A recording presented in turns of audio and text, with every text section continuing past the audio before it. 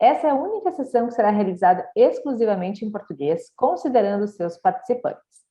No entanto, apesar disso, o espaço de perguntas e respostas ao final estará disponível também para questionamentos em espanhol. Para a sessão de hoje, contamos com a participação da primeira auditora SQF no Brasil, Fabiane Zanotti, que irá compartilhar conosco um pouco da trajetória de maneira geral das empresas certificadas que ela teve a oportunidade de acompanhar através das auditorias ao longo destes últimos anos. Depois, escutaremos diretamente de duas empresas como foram suas experiências no processo de certificação da norma SQF. Nesse painel, teremos a oportunidade de escutar de duas empresas com realidades bem distintas, uma multinacional e uma empresa familiar. Contamos com a participação de Fernando Souza, que irá compartilhar conosco o caso da Louis Dreyfus Company Brasil S.A., e com Ricardo Borba, que irá compartilhar conosco o caso da empresa IMS Brasil Limitada. Vou realizar a apresentação dos convidados previamente à sua participação. Desde já, em nome do Instituto SQF, agradecemos imensamente a participação de todos. Vamos começar então com a participação da Fabiane Zanotti. Boa tarde, Fabiane, tudo bem? Oi, Palova, boa tarde, tudo bem com você? Tudo jóia, Fabi. Bom, prazer aí estar aqui com vocês, viu? Obrigada pelo convite. Que bom, prazer é todo nosso, Fabi. Vamos apresentar então a Fabi para nós, aqui para a nossa audiência. A Fabi, então, ela é engenheira de alimentos, com pós-graduação em gestão da qualidade de alimentos pela Universidade Estadual de Londrina. Ela tem experiência de 21 anos como auditora de segunda e terceira parte, com foco na segurança de alimentos em indústrias e restaurantes, atuando no Brasil e exterior. Ela é auditora da norma SQF desde 2015, sendo a primeira auditora qualificada no Brasil. Ela atuou na indústria de alimentos nas áreas de qualidade e marketing. Como empresária, por 6 anos, prestou serviços de consultoria, auditoria e treinamento para diversos clientes do ramo alimentício. E atualmente, como gerente-geral da MSF Brasil, é responsável por proporcionar a empresa no mercado brasileiro nas áreas de certificação, auditoria e treinamento. Então, estamos aí muito bem acompanhados hoje. Fabi, me conta aí um pouquinho para nós.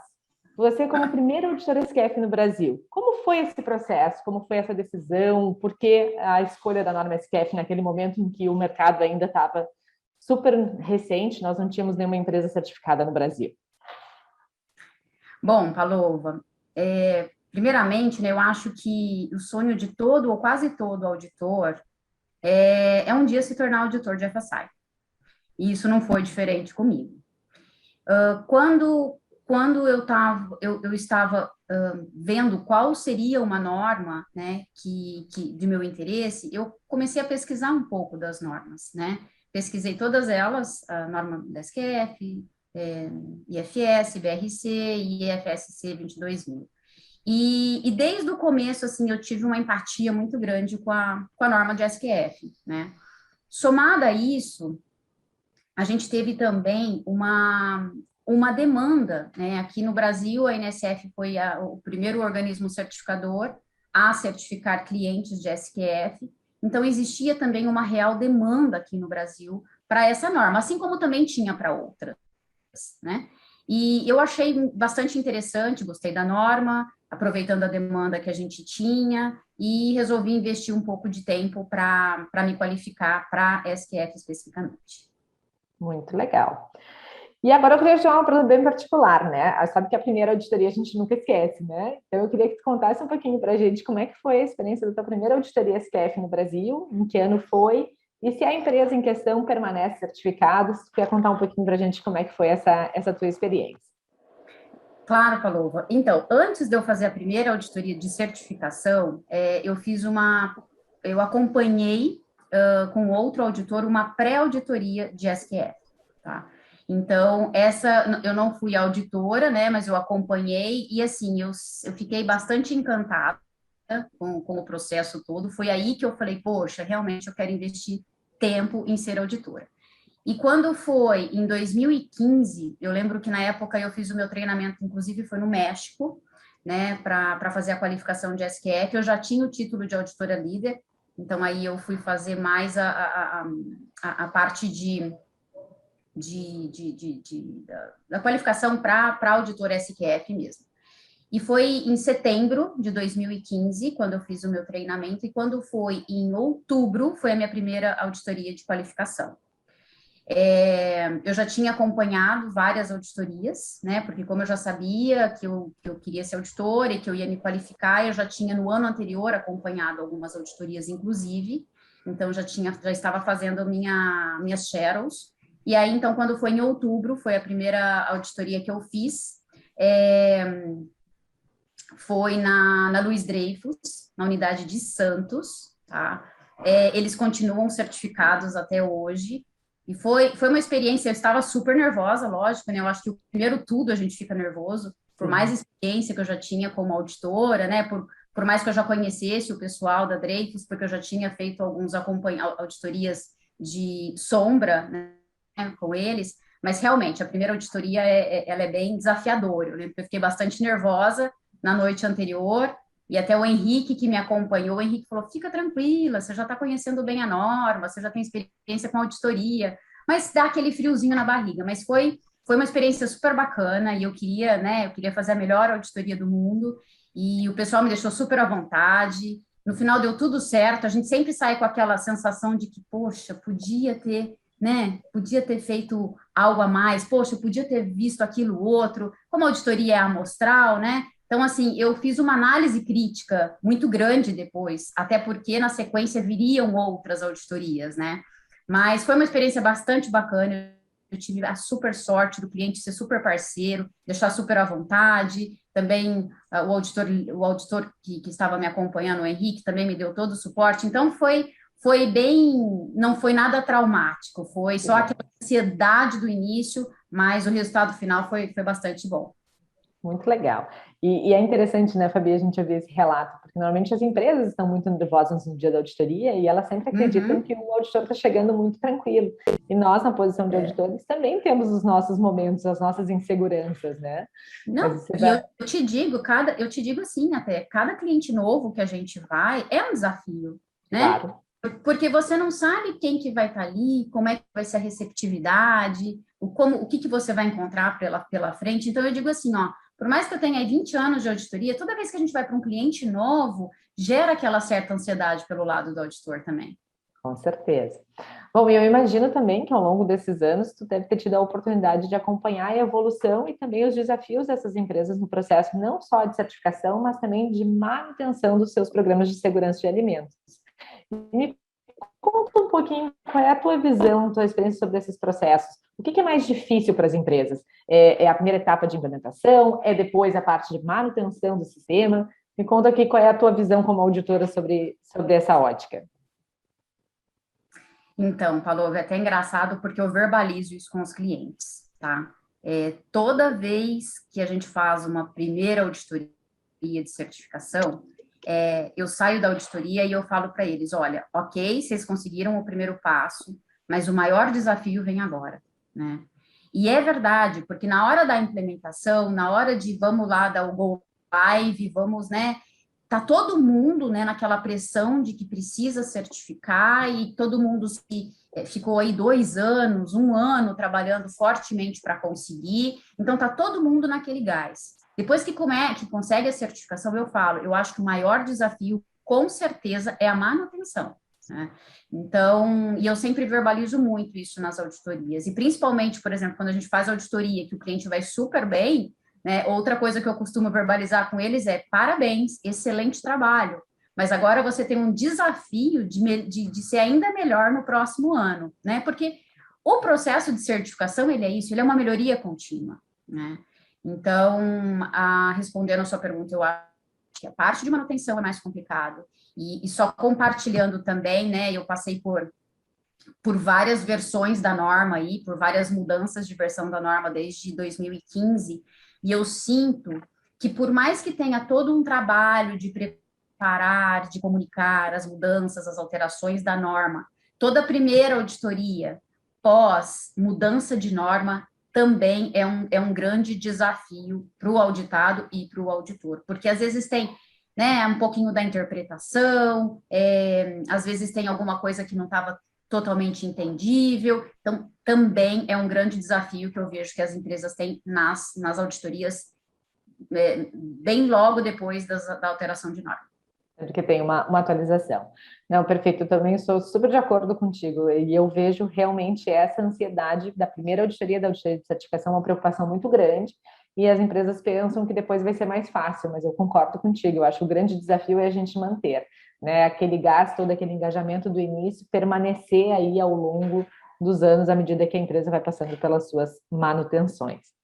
E considerando, então, essas auditorias e esses pontos de não conformidades que tu já identificou, tem algum ponto da norma que tu poderia destacar para a gente, que tu imagina que é mais comum encontrar não conformidades, pela tua experiência, que as empresas têm uma maior dificuldade durante a implementação? Então, Palova, se eu for falar para você agora, no dia de hoje, tá? Eu posso te falar que o grande desafio que está sendo é cultura de segurança dos alimentos, por ser um tema extremamente novo. Agora, se a gente esquecer da versão 9, né, se a gente falar de uma forma mais genérica, né, das auditorias que a gente tem feito, eu acho que é um pouco da realidade do Brasil que a gente tem, né? A gente tem vários não conformidades aí, mais em módulo 11, né? Mais em partes estruturais mesmo, que a gente verifica bastante. E se a gente pensar na questão de sistema de gestão, a gente ainda vê muita não conformidade em plano de HCCP e plano de alergênico, tá? Então, são dois planos aí que eu acho, são dois programas que são, né, super vitais, que sim, as empresas estão preparadas, mas, assim, sempre tem uma oportunidade de melhoria na questão de plano de HCCP e, muitas vezes, programas de alergênicos também. Então, se eu puder, né, sem fazer uma estatística, só puxando pela memória, Claro. seriam estes pontos. E agora, do ano passado para cá, a gente começou a ter vários problemas não, mas várias empresas que tiveram também não conformidade na questão de gestão de fornecedores e monitoramento ambiental. E monitoramento ambiental também porque ele veio, né, de uma alteração, então isso gerou uma certa dúvida, e a parte de gestão de fornecedores também, eu acho que muitas empresas ainda não fazem tudo o que precisa ser feito para garantir a qualidade dos fornecedores. Então, sempre tem uns pontinhos aí para Excelente. Então já ficam aí pontos de atenção aí pela ótica do auditor de programas que normalmente se encontram mais falhas para que a gente possa ficar mais atento ao longo da implementação. Agora, como curiosidade, Fabi, eu sei que tu é uma pessoa super jovem, né? Começou a auditar em 2015. Quantas auditorias da SQF tu já fez? Tu tem, assim, uma ideia de número? Tenho. Bom, auditorias oficiais SQF, umas 40. Legal. Né? Porque vamos pensar aí que são 6 anos, né, de 2015 para agora. Para manter a qualificação de auditor, a gente tem que ter 6 auditorias ao menos, né? Então, assim, eu diria aí umas 40, 50 auditorias SQFs realizadas ao longo desses 5 anos aí, 5, 6 anos. Muito legal. Então, acho que já deu aí para ter uma excelente bagagem. Fabi, tu gostaria de deixar algum conselho para as empresas que estão iniciando o seu processo de certificação e estão se preparando para receber sua primeira auditoria? Qual seria o conselho como auditora que tu daria para essas empresas? Bom, eu sou super suspeita, tá, Palova, porque eu sou, assim, encantada com a SQF, né, e você sabe bem disso. Eu tenho sempre uma paixãozinha, eu acredito muito na norma. Eu acho a norma extremamente equilibrada, né? A gente sabe que tem algumas normas que, né, são um pouco mais restritivas, outras que são um pouco mais abertas, um pouco mais subjetivas, e tá ok, não tá certo, não tá errado. Eu acho, como que eu sempre falo do SQF, eu acho que ela é muito bem balanceada. Ela é fácil de entender, é fácil de se interpretar, ela é fácil de implementar, né? E ainda agora, Palova, com a sua vinda e tal para o Brasil, eu acho que o fato da gente ter todo o material em português, né? Eu acho que esse era o grande gap que a gente tinha. Então, assim, eu encorajo a todos a pegarem a norma, dar uma lida mesmo na norma, porque ela é muito fácil de se interpretar. Então, esse é o meu primeiro, esse é meu primeiro conselho como auditor. Encorajo todo mundo a conhecer a norma, porque ela é uma norma gostosa, né? Parece loucura falar isso, né? Mas ela é uma norma gostosa. E para quem está se preparando, o que eu aconselho muito? É o que eu disse, né? Imprimir a norma. Eu sempre gosto de ter, eu ainda sou do papel, eu gosto de ter a norma impressa, porque eu gosto de ir marcando. E assim, como faz 6 anos que eu faço auditoria de SQF, eu vejo que cada vez que eu faço, a gente vai ficando cada vez melhor. Por quê? Porque eu tenho que estar em contato com a norma. Então, assim, quanto mais contato você tiver com a norma ali na sua cabeceira da cama, mais você vai entender. Então, assim, esse é um primeiro ponto, entender a norma. E o segundo ponto, eu sempre sugiro para as empresas fazer um gap analysis. Então, assim, antes da auditoria oficial, faça uma auditoria de diagnóstico, né? Para você ver o quão longe você está, né? Quais são os gaps que você ainda tem, que você pode evitar isso no momento da auditoria de certificação, né? Eu acho que isso ajuda bastante, facilita bastante, né? No momento da auditoria, quando você tem muitas não conformidades, trabalhar com aquilo num prazo de 30 dias, tal, isso dá um certo estresse. Se você levanta alguns gaps antes da auditoria oficial, isso te dá um pouco mais de fôlego.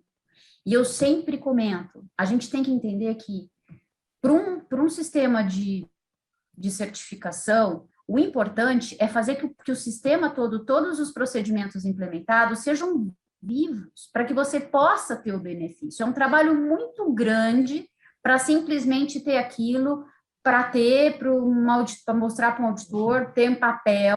Isso não funciona. Eu acho que é um investimento de tempo e dinheiro muito alto para o negócio não ser vivo. E para que ele seja vivo, realmente você tem que entender, saber onde estão os problemas, ter um processo de melhoria contínua, tá? Então, essas são algumas dicas que eu dou: entender a norma e também fazer um gap analysis para você ter mais tempo para trabalhar antes da auditoria oficial. Excelente, acho que são excelentes pontos. A gente saiu agora também da conferência do SQF nos Estados Unidos e num dos painéis que eu estive assistindo, o pessoal do compliance ainda disse: olha, a gente está super aqui à disposição para ajudar vocês nas dúvidas que vocês tiverem. A gente tem os canais de atendimento para esse tipo de situação, estou com uma dúvida na interpretação. Então, o SQF é extremamente aberto nesse sentido no suporte.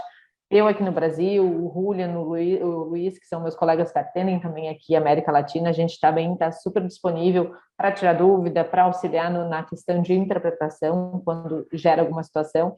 Mas um ponto que ela deixou muito claro, eu achei muito legal, eu acho que complemento o que tu acabou de dizer, Fabi, foi que a norma do SQF ela é muito simples.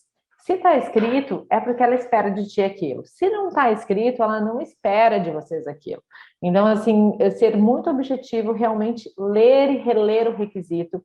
Outro documento que a gente tem de apoio, que também já está, ele está disponível para as empresas, não só para os auditores, é o guia de interpretação. Então, o guia de interpretação é uma excelente ferramenta, porque tu vai lá e tu vai entender qual é a forma que o SQF interpreta aquele requisito. Então, ele ajuda a esclarecer os pontos.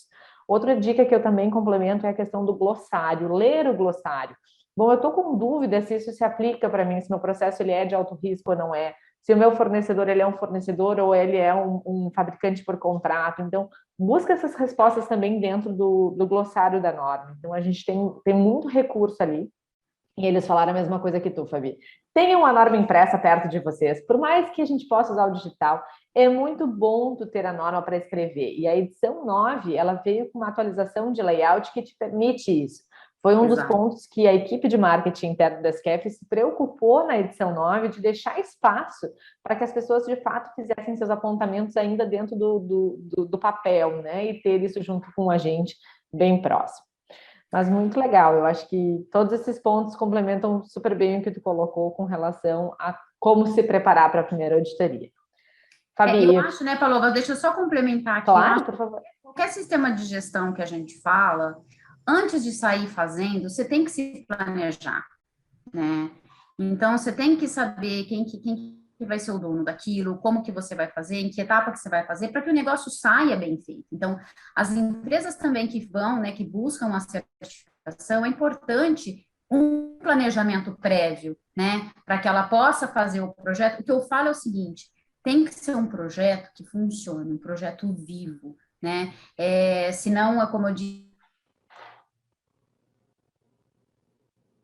espera, porque o que a gente quer é o retorno, né, de você fazer tudo aquilo acontecer. Você tem um retorno muito bom, né, um retorno de minimizar retrabalho, de não ter problema com reclamação de cliente, né, então faça isso, faça um planejamento, entenda a norma, leia a norma, tenha ela de cabeceira de cama mesmo, e ela é gostosa de ler, ela não é uma norma chata, uma norma super técnica, ela é bem gostosa de ler. Só esse meu último comentário. Não, ótimo, eu acho que é bem esse o caminho. Fabi, eu queria te agradecer muito, muito, muito por ter estado conosco hoje, por ter compartilhado conosco as tuas experiências, as tuas vivências aí no caminho da tua jornada junto com o SQF. Dizer que nós, do Instituto SQF, ficamos muito felizes de poder te receber aqui no nosso evento no dia de hoje. E também tenho certeza que esse momento foi muito proveitoso para todos que estão nos assistindo no dia de hoje. Obrigada mesmo, viu, Fabi? Imagina, Palova, eu agradeço a super oportunidade, tá? Eu acho que toda vez que for para falar de STF, pode contar comigo. Eu acho super legal também compartilhar um pouquinho de experiência, né? Eu acho que a gente saber teorias é uma coisa, mas saber as coisas como acontecem na prática, né? Eu acho bastante interessante. Então, contem comigo, espero poder ter apoiado, né? Encorajado aqueles que pensam em certificar. E que precisar, estou à disposição. Paloma, obrigada pelo convite, pela oportunidade, viu? Obrigada, Fabi. Bom, agora que a gente teve a oportunidade de ouvir o lado do auditor e a sua visão sobre a certificação, nós vamos também ter a oportunidade, neste mesmo painel, de ouvir um pouco do lado das empresas. Com isso, a gente vai dar seguimento ao nosso painel com os demais participantes. Obrigada, Fabi. Obrigada, um abraço. Tchau, tchau. Boa tarde, então, seguindo o nosso painel, convidamos agora para compartilhar conosco um pouco de como foi o processo de implementação e manutenção do código SQF na empresa Luiz Dreyfus Company Brasil S.A., o coordenador de qualidade assegurada e atendimento a clientes, Fernando Souza. Seja bem-vindo, Fernando. Boa tarde. Muito obrigado, Paloma. Bom, antes de iniciar, eu só queria fazer uma breve introdução aqui da Dreyfus, né? Da Luiz Dreyfus Company, que é uma empresa de commodities, e eu sou responsável, trabalho aqui na plataforma de sucos. Na plataforma de sucos, nós temos mais de 30 anos já no mercado, uma das 3 maiores empresas aí de exportação de sucos cítricos do mundo, né?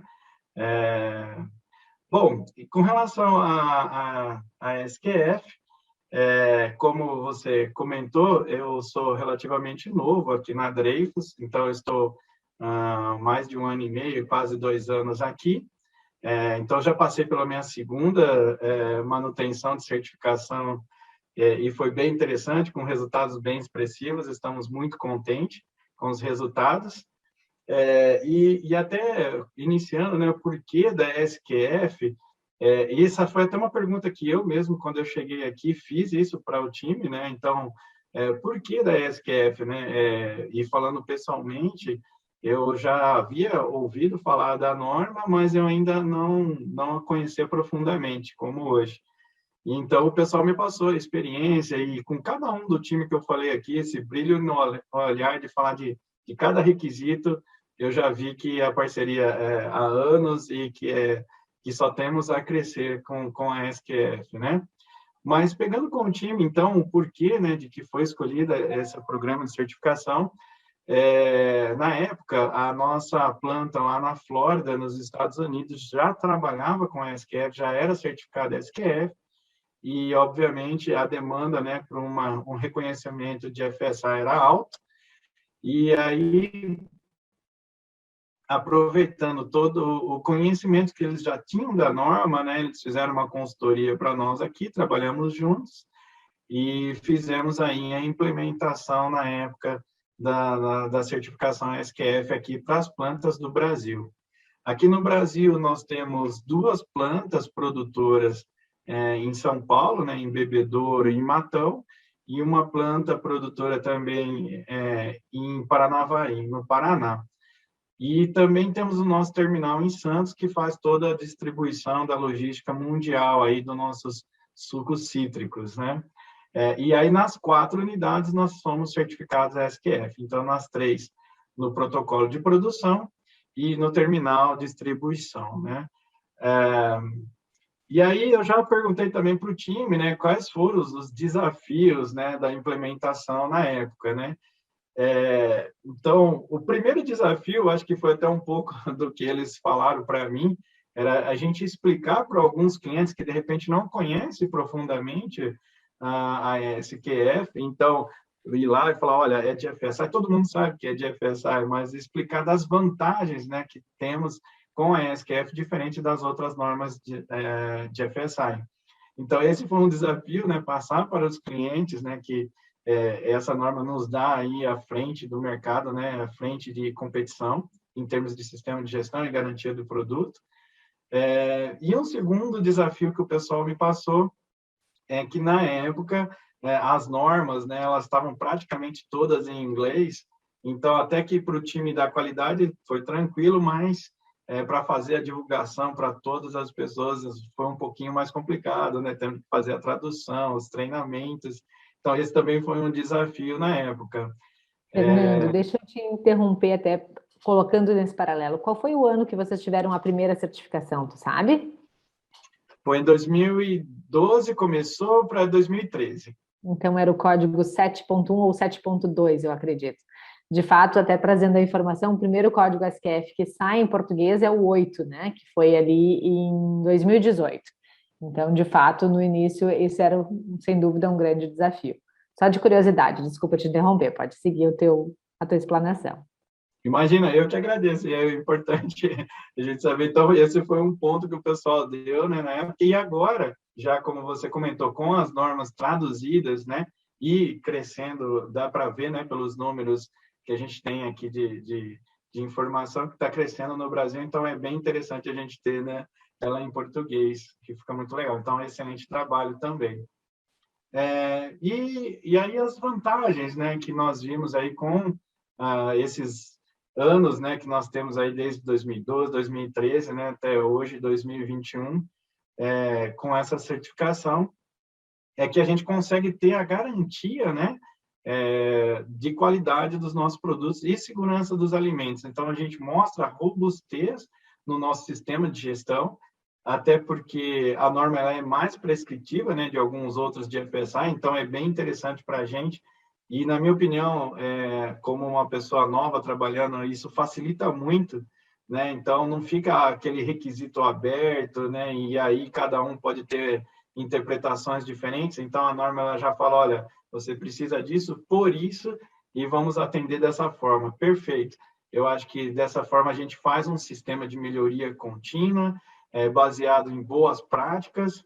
E aqui também eu gostaria de também ressaltar que os auditores também são muito importantes para isso, né? Até visando as boas práticas e que deixam nas nossas unidades, né? Esse legado de boas práticas é bem interessante para a gente continuar nessa melhoria contínua. A visão de riscos, né, para o produto e para o negócio, que com certeza, né, essa certificação SQF passa a segurança para os nossos clientes. E para o nosso time, né, o comprometimento com a cultura de segurança de alimentos, e que a qualidade realmente está sempre em primeiro lugar, né? Então, é por isso que a gente consegue garantir um mundo seguro através dos nossos alimentos seguros, né? Então, desde a fazenda até o copo chegando na casa do nosso consumidor. Excelente, Fernando. Muito, muito obrigada por compartilhar um pouco da tua experiência conosco no dia de hoje.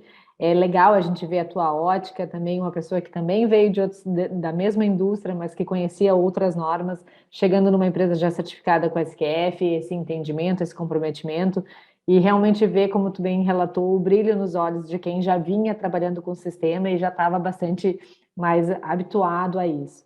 Que bom, então, a gente poder ter essa visão, ter essa ótica por parte de uma empresa grande, e o Fernando vai ficar com a gente agora acompanhando o próximo painel, e no final ele retorna para a sessão de perguntas e respostas para responder as perguntas do público. Certo? Muito obrigada, Fernando, mais uma vez pela tua participação, pela tua apresentação, e vamos então aguardar para falar com o próximo participante. Perfeito, eu que agradeço, estamos sempre à disposição, uma parceria de anos e com certeza há muitos anos ainda. Muito obrigado mais uma vez em nome da Dreyfus. Obrigada. Bom, dando seguimento, então, no nosso próximo case agora vai trazer uma particularidade. É uma empresa que já era certificada em uma norma de segurança de alimentos reconhecida pelo GFSI e que optou por migrar para o código SQF. Combinamos agora para compartilhar um pouco mais conosco dessa experiência o coordenador de qualidade e segurança de alimentos, Ricardo Borba, da empresa IMS Brasil. Seja bem-vindo ao estúdio, Ricardo. Obrigado, Palova. Olá a todos. Fico muito grato por esse convite em participar, em compartilhar com vocês a nossa realidade com a norma SQF. Obrigada, Ricardo. Eu vou apresentar para vocês, então, um pouquinho do currículo do Ricardo. O Ricardo ele é especialista em microbiologia de alimentos pela Universidade Fevale e gestor de processos industriais pelo Centro Universitário Internacional da Uniriter. Ele atuou na área de gestão ambiental até 2009 na empresa IMS Brasil. E desde 2010, ele atua como coordenador da qualidade e segurança de alimentos na mesma empresa, implementando as normas sanitárias do Ministério da Agricultura, Pecuária e Abastecimento e, posteriormente, em 2016, também atuando fortemente na implementação e monitoramento das normas reconhecidas pelo GFSI e protocolos de responsabilidade social para clientes do mercado externo. O contato com o código SQF deu-se em 2020, quando a direção da empresa decidiu migrar para esta norma. Ricardo, conta para a gente, então, como foi esse processo. Eu vou compartilhar minha tela. Por favor. Então, como falaram, eu trabalho na MS Brasil.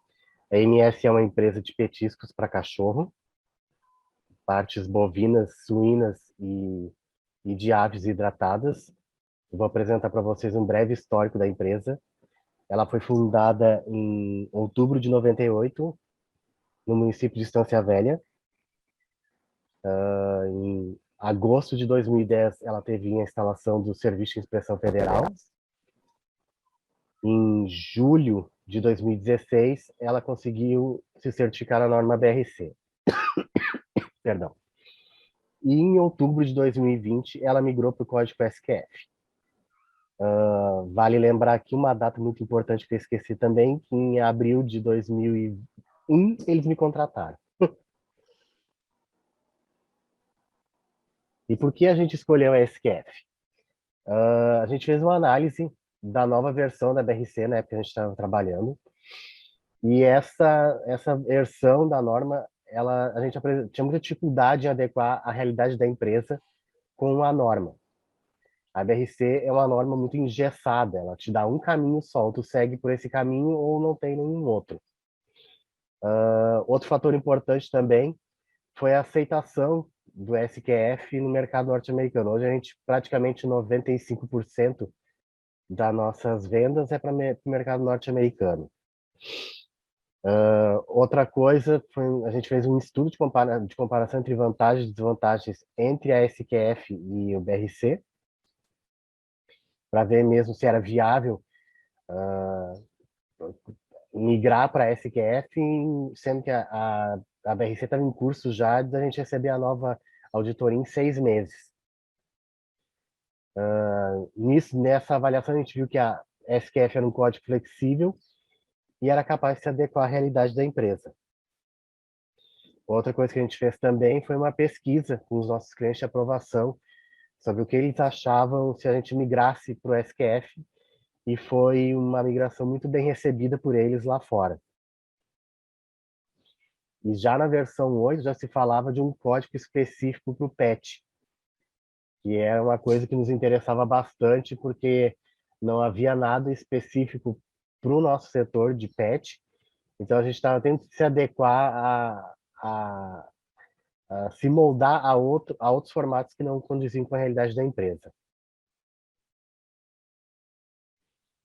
Aí os desafios da implementação foi adequar o sistema já implementado na BRC para o SQF em menos de 6 meses. Extrair dos programas e procedimentos a cara de BRC deles.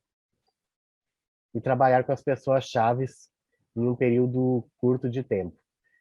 O código SQF é um código muito amigável, de fácil interpretação.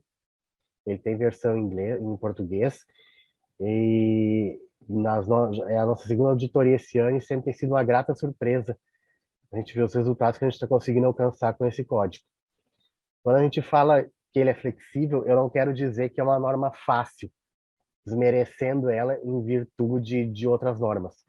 Até porque a gente sabe que todas essas normas, para serem aceitas pelo GFSI, elas passam pelo mesmo crivo de aprovação. Então, o que eu quero dizer não é que o SQF é um código fácil, aquele fácil que todo mundo quer, que seria bem fácil de passar. Não, mas é uma norma que se adequa perfeitamente à tua realidade. E aí os benefícios e vantagens de ser certificado SQF. Trabalhar com um código flexível, a realidade da empresa. Fortalecimento da imagem da empresa perante o mercado e os clientes, devido ao valor encontrado na qualidade dos produtos. A garantia de segurança dos processamentos de produto e qualidade dos produtos fornecidos pela empresa. E aprovação de clientes já existentes e dos que estão em prospecção em função da credibilidade de produto seguro e de qualidade certificado pela SQF.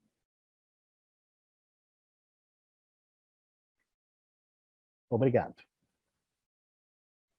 Muito obrigada, Ricardo. Excelente apresentação. Eu acho que o Ricardo conseguiu retratar bem durante a apresentação dele a questão da particularidade que o Código SQF traz de se moldar, né, de ter boas práticas, capítulos específicos de boas práticas de fabricação, de acordo com cada segmento, né?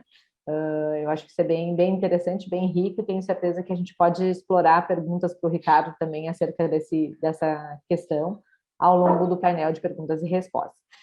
Ricardo, se conseguir parar o teu compartilhamento de tela, te agradeço. Claro. Aí eu consigo te ver de novo.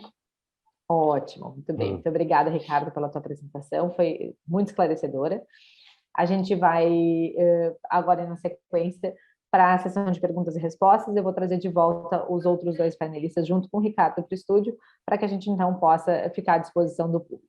Muito obrigada a todos. Lembrando que as perguntas agora podem ser feitas tanto em português quanto em espanhol, e a gente vai estar aqui auxiliando para dar esse retorno. Obrigada a todos e vamos na sequência.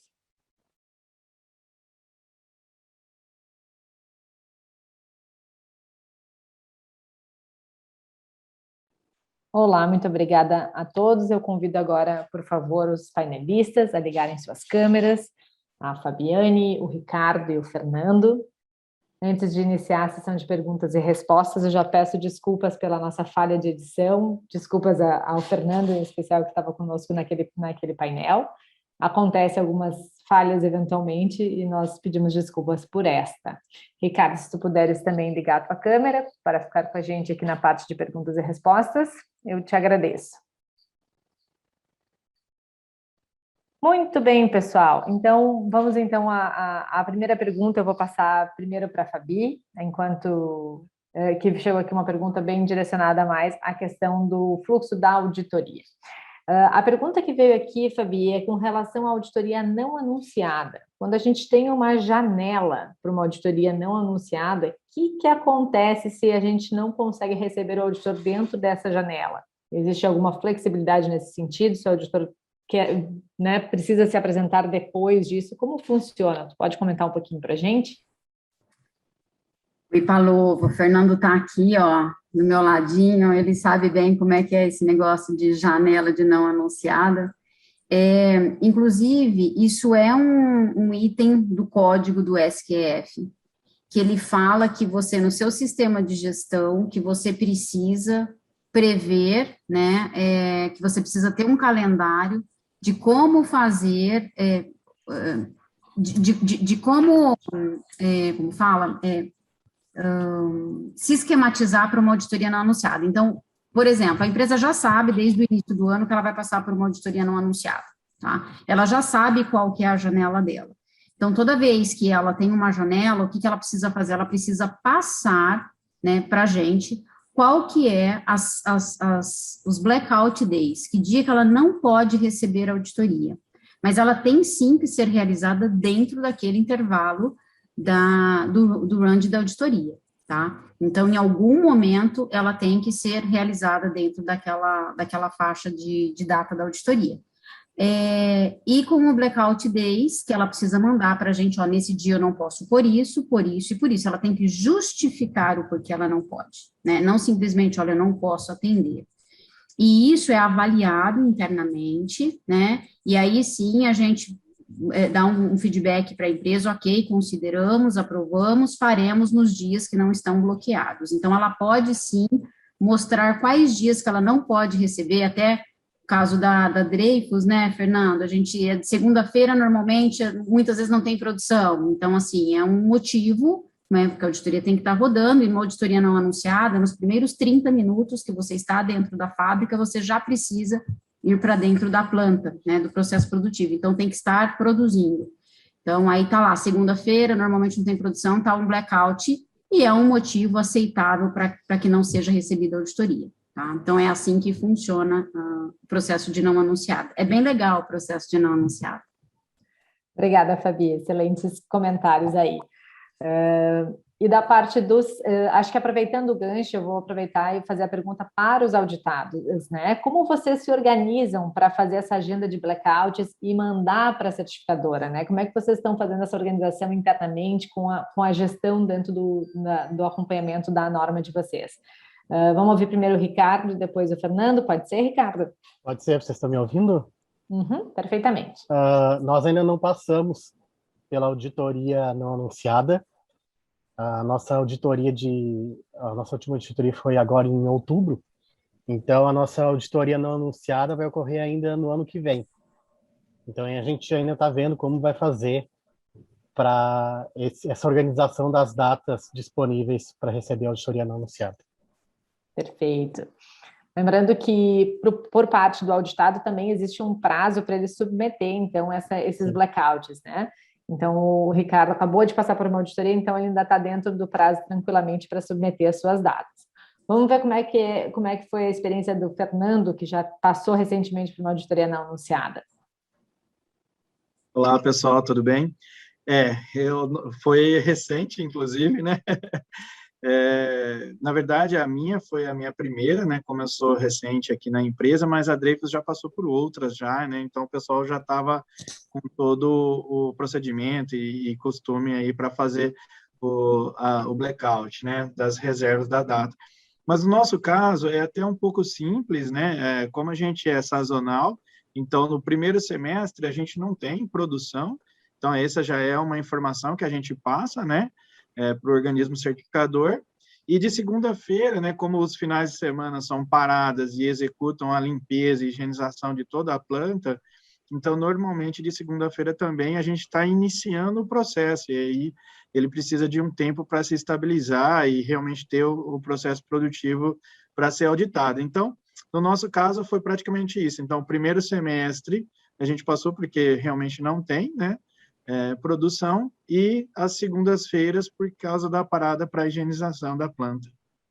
Excelente. Mas foi bem interessante, foi bacana, e aí só pegando um pouco do que a Fabiane comentou, a gente, né, como corporativo, fica bastante apreensivo, né? Fala, poxa, eu queria estar lá, queria estar do lado, queria ver como que vai ser. E nós passamos, né, recentemente, foi super bacana, o pessoal, né, e aí você vê o trabalho do ano, né? Então, você se prepara, né? Todo mundo vendo os procedimentos, e aí você está totalmente fora, a auditora chega, realmente tem os 30 minutos para já estar no processo produtivo, e isso é super tranquilo, inclusive com teste de Covid, né, na atual circunstância, e o resultado foi excelente. Então, foi muito bacana. A gente ficou apreensivo, mas correu tudo bem. Que bom, Fernando. Deixa eu aproveitar o teu gancho da tua colocação, do fato de vocês terem várias plantas, de vocês terem, digamos, a parte da gestão de documentos partindo de uma unidade central e isso ser multiplicado entre todas as demais unidades certificadas. Como é a gestão de tudo isso? Como é a coordenação de tudo isso? Como garantir uma comunicação efetiva em todas as plantas num cenário como esse que vocês vivem hoje dentro da Dreyfus? Bom, nós temos foram toda uma adequação, né, até devido à pandemia, né, Então, a gente tem reuniões aí programadas, né? Então, semanais, mensais, e nessas reuniões a gente faz todo o alinhamento, né? Tudo que precisa ser esclarecido e praticado. Então, eu vejo que até nessa reinvenção aí, antes a gente fazia vários meetings, né, onde tinha deslocamento presencial, hoje a gente consegue reunir uma unidade lá do Paraná com uma unidade de Santos em questão de minutos. Olha, precisamos sentar, conversar, coloca aqui a norma, vamos discutir o item tal, tal, tal, todas as garantias, né? Nós temos uma equipe corporativa e uma equipe na unidade. Então, a gente reúne toda essa equipe, senta, avalia, entendemos assim, e já acertamos as ações, revisão de procedimento e treinamentos. Então, eu vejo que até com a pandemia teve essa reinvenção e agilidade no processo, do meu ponto de vista. Excelente. Em tempos difíceis, a gente se reinventa, né? Aprende a trabalhar diferente e muitas vezes melhor. Ricardo, deixa eu fazer um contraponto. É legal e a gente ficou muito feliz em ter nesse painel duas empresas com uma realidade tão diferente, né? Agora, falando um pouco mais contigo. Tu é uma empresa de pequeno porte, de médio porte hoje, né? Considerada pelo número de funcionários, e com uma equipe também de segurança de alimentos atuante bem menor. Tu quer contar um pouquinho para a gente sobre esse desafio e como o SQF consegue se enquadrar com a mesma norma em duas realidades tão diferentes? Do teu ponto de vista? Eu acredito que ele foi bem aceito na empresa e a gente conseguiu implementar ele com uma equipe pequena, justamente porque é um código muito amigável de ser interpretado. É um código muito preciso na interpretação dele e que não gera, por exemplo, mais de uma interpretação, ou, por exemplo, tu ter que passar na auditoria e o auditor pedir um documento complementar para um programa que já existe em função da norma. Eu acredito que é justamente essa linguagem mais próxima da realidade industrial que o SQF tem, que permitiu que a gente, com uma equipe tão pequena, em um prazo tão pequeno de 6 meses, conseguisse implementar ele e passar pela auditoria. Obrigada, Ricardo. Muito bem. Fabi, deixa eu te fazer uma pergunta agora como auditora, e já indo encerrando o nosso painel, porque nós já estamos bem dentro do nosso tempo.